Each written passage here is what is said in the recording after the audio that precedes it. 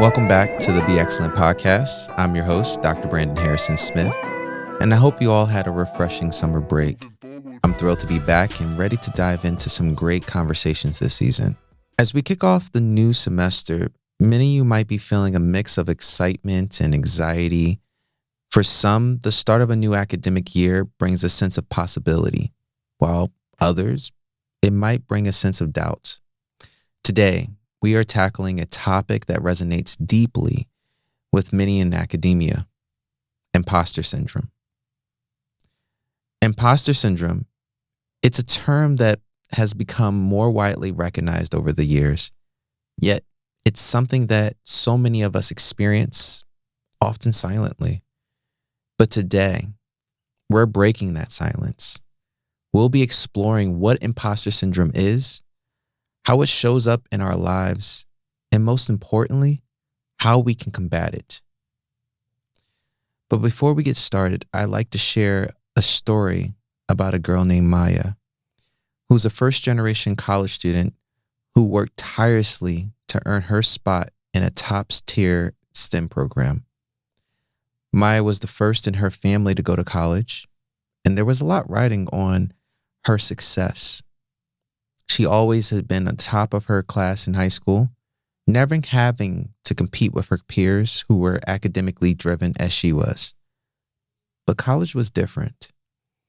You see, since the very first day, Maya noticed subtle but impactful differences in how she was treated compared to her classmates.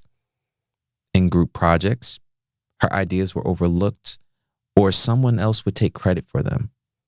Her professor, while not overtly dismissive, gave more attention to her peers, especially those who fit the more traditional image of a STEM student.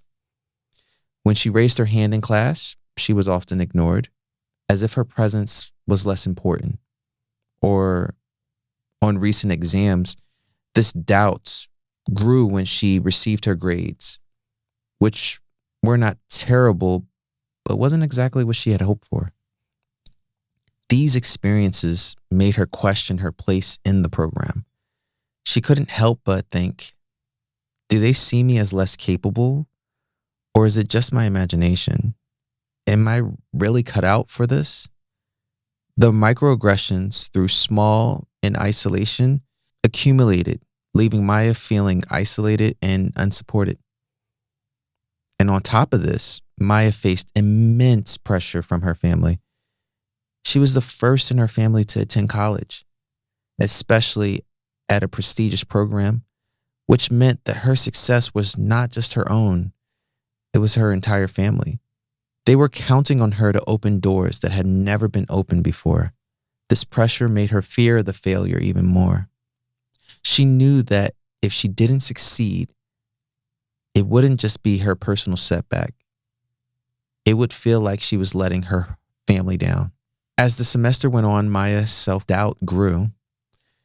She had never struggled academically before, and now she was surrounded by students who were just as smart or even smarter than her.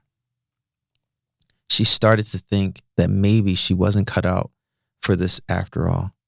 Maybe I'm just not good as they think I am, she said to herself. The thought of failing, not just herself, but her entire family, was overwhelming. Now, Maya's story is one that many students, and in particular first generation and underrepresented students, can relate to.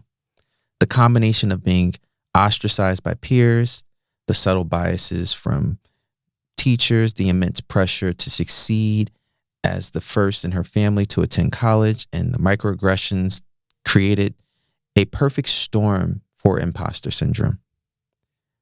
It's a reminder that the environment we're in, whether it's supportive or not, can greatly influence our internal narrative and our ability to believe in our own worth. So what exactly is imposter syndrome? Well, at its core, imposter syndrome is a pattern where an individual doubts their accomplishments and has a persistent fear of being exposed as a fraud. No matter how successful they are, those who experience imposter syndrome often feel like they've only succeeded due to luck, timing, or even deception rather than their own skill, competencies, and hard work. According to research, imposter syndrome may affect as many as 82% of people at some point in their life. It's not limited by age, gender, or profession, but it's particularly prevalent in academic settings. Students, especially those who are high achievers, are part of underrepresented groups, can be especially susceptible. And let's not forget, it's not just students. Faculty, postdocs, or even tenured professors can experience these feelings too. So what are the types of syndromes? Well, there's different types, each with its own unique characteristics. There's the perfectionist, who sets impossibly high standards for themselves and feels like a failure if they don't meet those standards. You have the superhero, the one who feels they must push themselves to work harder than everyone else to prove that they aren't an imposter.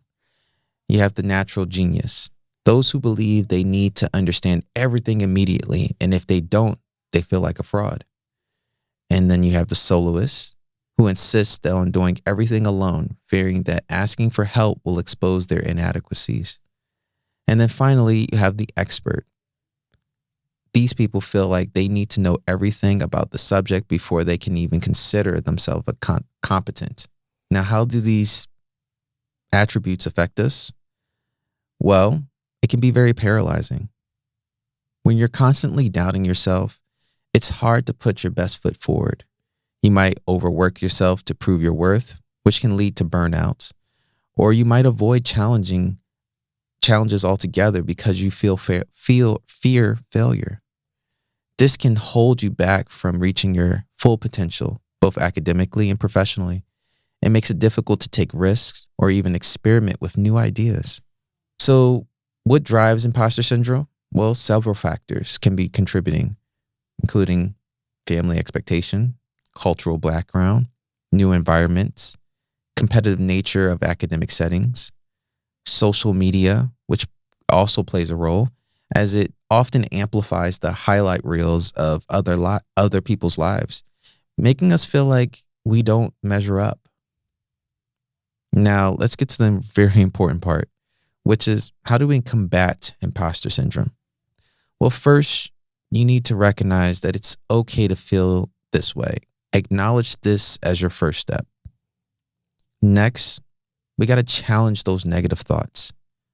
When you catch yourself thinking this way, I'm not good enough, replace it with, I've worked hard to be here and I deserve this. Another things we can do is seek out appropriate resources. Learning is not a solo journey. It thrives from meeting of the minds, collective generation of ideas. Also, don't be afraid to ask questions because this helps you prioritize your learning and academic goals. Other things we can do is connect with others, families, friends, colleagues, peers. You might be surprised to find that many of your peers are experiencing the same thing. Sharing your feelings can be incredibly liberating. Prioritize cultivating a network that imbues you with confidence and self-esteem. It's very important to have your own cheerleading squad. And lastly, seek out mentors who can offer guidance and reassurance. They've likely been where you are and can provide valuable perspectives. As you begin this new semester, I want to remind you that you are not alone in this feeling this way. Imposter syndrome is something many of us experience, but it doesn't have to define your academic journey. Remember, you've earned your place here and you belong. Let's face the semester with confidence, knowing that we are capable of achieving every great thing, even if it's the little voice of doubt that tries to say otherwise. Struggles are an inevitable part of your learning journey, but they don't define your ability or your worth.